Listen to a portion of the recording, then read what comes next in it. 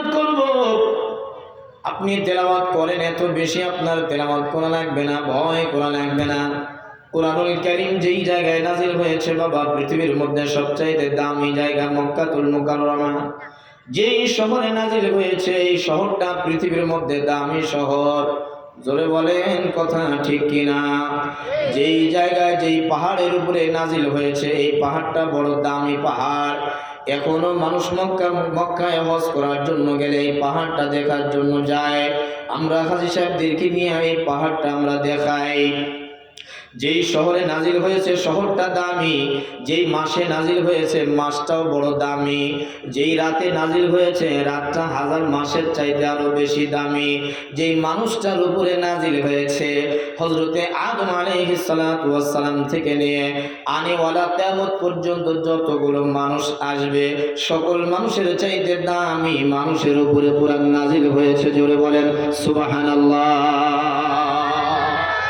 আমার আপনার নবী কুরআনুল কারীম বাইতুল্লাহর পাশে বসে বসে তেলাওয়াত করছেন। ইবনে কাআব রাদিয়াল্লাহু তাআলা আনহু থেকে বর্ণিত, তিনি বলেন উতবা ইবনে রাবিয়া সে তো একদিকে নবীজির চাচা ছিল, অপরদিকে কাফেরদের দলনেতা ছিল। উতবা ইবনে রাবিয়া তার দলবল সহ যারা মক্কা হজের জন্য গিয়েছেন, বাইতুল্লাহ থেকে নবীজির বাড়ি পূর্ব দিকে হয় বাবা। নবীজির বাড়ির আগে আবু জেহেলের বাড়ি, আবু জেহেলের বাড়ি কাবার পাশে, বেশি দূরে নয়, বরং আবু জেহেলের বাড়ি থেকে নিয়ে আরো পিছন সাইডে এই দিকে হেরেমের বর্তমানে অংশ করে দেওয়া হয়েছে, মানুষ সেখানে নামাজ আদায় করে। এরপরে নবীজির বাড়ি আবু জেহেলের বাড়ি থেকে উতবা তার দলবল নিয়ে এখন বাইতুল্লাহ যেমনি ভাবে চতুর্দিকে বিল্ডিং আকারে ঘিরাও করা হয়েছে, বিল্ডিং করা হয়েছে, তখন তো এমনটা ছিল না, ফাঁকা জায়গা ছিল বাবা। শুধু বাইতুল্লাহর ঘরটা সেই জায়গায় উপস্থিত মওজুদ বিরাজমান। উতবা দেখে আব্দুল্লাহর ছেলে মুহাম্মদ আমার ভাতিজা বসে বসে মনে হয় তার জাদুর কালাম পড়ে, জাদুর কালাম পড়ে। জোরে বলেন না নাউজুবিল্লাহ, আরো জোরে বলেন না নাউজুবিল্লাহ। উতবা তার সাথীদেরকে ডাক দিয়ে বলে, শোনো, আমার ভাতিজা বাইতুল্লাহর পাশে বসে বসে যেই জাদুর কালাম তেলাওয়াত করে, জাদুর বিদ্যা তেলাওয়াত করে পড়ে, তোমরা দেখো আমার ভাতিজাকে আমি কিছু লোভ লালসা দিয়া আমার ভাতিজাকে দুনিয়াবি মুখী করে নিচ্ছি, আমার দলের মধ্যে নিয়ে চলে আসবো।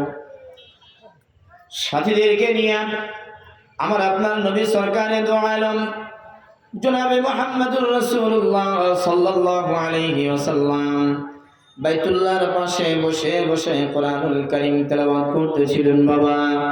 আমরা তো তেলাওয়াত করি না, তেলাওয়াত করলেও তেলাওয়াত করতে আমরা মন চায় না। নবীজি এত বেশি তেলাওয়াত করতেন, এত বেশি তেলাওয়াত করতেন।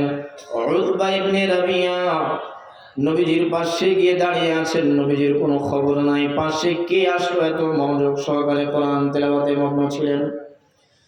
উতবা দীর্ঘ সময় দাঁড়িয়ে থেকে দেখে মনের ভিতরে কেমন যেন একটা পরিবর্তনের ভাব।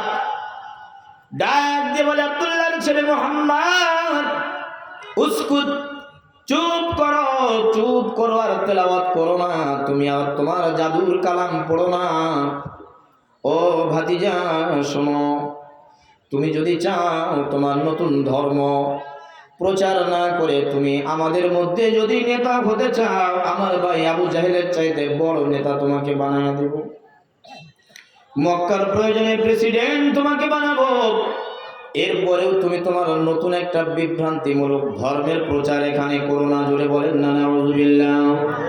ও মুহাম্মদ, তুমি যদি চাও এই রাজ্যের মধ্যে সবচাইতে সুন্দরী রমণী তুমি বিবাহ করবা, করায় দিব, এরপরেও তুমি তোমার এই নতুন ধর্ম প্রচার করো না।